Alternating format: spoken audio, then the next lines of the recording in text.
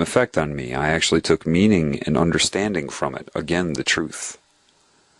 Because of my adherence to internal truth, I didn't give a shit that my reality changed, and that was probably bizarre for them. I mean, how are they going to approach me? He doesn't have any shame. We can't blackmail him because he'll embrace any corruption we reveal about him. We can't... Let's see, he knows about the entities and the mind control, and he's actually looking at it sometimes as an interesting experience. What are we going to do specifically? Because he actually engaged us. I tried to call the FBI over a year ago. I didn't get I left a message, no call back. You would think they would send a psychiatrist or something for good measure to check on my personal safety. No. That's why I sought out an ex-FBI agent. That's what I talked about in that interview during Propaganda, Parables, and Perception. I would love the opportunity to sit down with these people. Do you think I wouldn't? And they know that. And when I did it, it wouldn't even be about their agenda. Because that's not what I am about. That's not the experience they would have from me.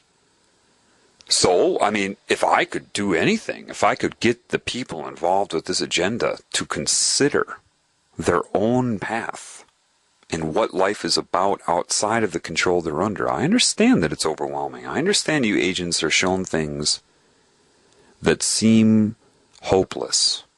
If you are allegiant to your body and your life in your body, I don't care if you've seen other realms, I don't care if you've been shown the abyss, the nature of this reality. You believed this reality once. Just because you were shown something new does not mean that that is the truth. But the consciousness that guides your thoughts in a sublime fashion controls how you perceive the new reality and how it should affect your point of view.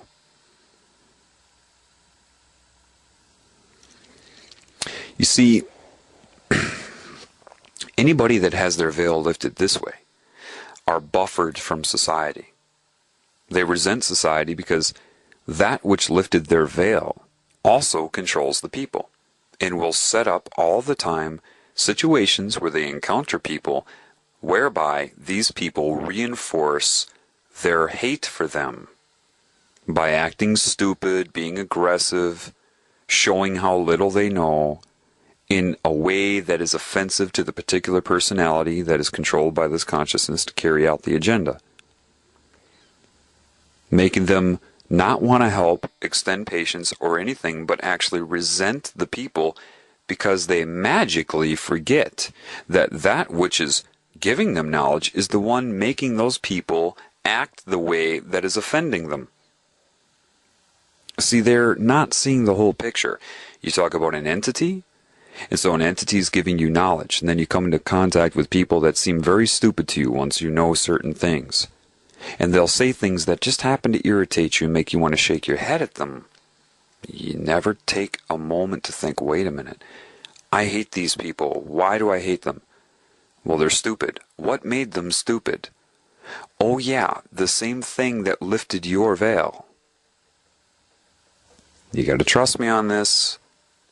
To maintain secrecy, threats are not enough. They have to make the person hate the, quote, sheep. Do you understand? They coordinated that well. These people try to do that to me all of the time. Those that have listened to all of my uploads so far will understand what I'm about to say. Those that just started listening to this will not. And I won't answer your questions about it because I addressed this in other uploads. I get questions, like, say I'm thinking about UFOs one day, and suddenly I get a bunch of email reinforcing me to seek information about UFOs. Isn't that interesting? Or I'm thinking about something else, and the emails I get are somehow related to that. Or I think, well, I can't be judging people. It's not their fault. They're stupid. And then I suddenly get a barrage of emails of really stupid comments. You think? You think maybe? Just maybe? Anyway, those of you that have listened so far all the way through everything I've done, you know what I'm talking about. This is very true, and you have to be mindful of it. Remember, polarity. Just like they try to control you with Star Wars, right? A Sith thinks only of themselves, and a Jedi is selfless, right? Creating polar opposites. A true spiritual person may appear to be like a Jedi, but that isn't right, because if you're selfless, you hurt the system. Why? You're part of the system. So if you're only giving and you're selfless, then you're not receiving. If you're only taking, then you're hurting the system.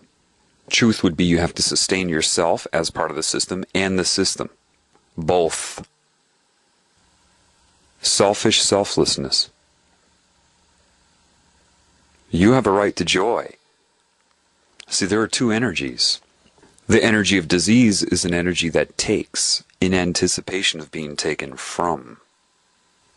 The energy of health or normality would be giving, knowing that you receive. Two very different energies.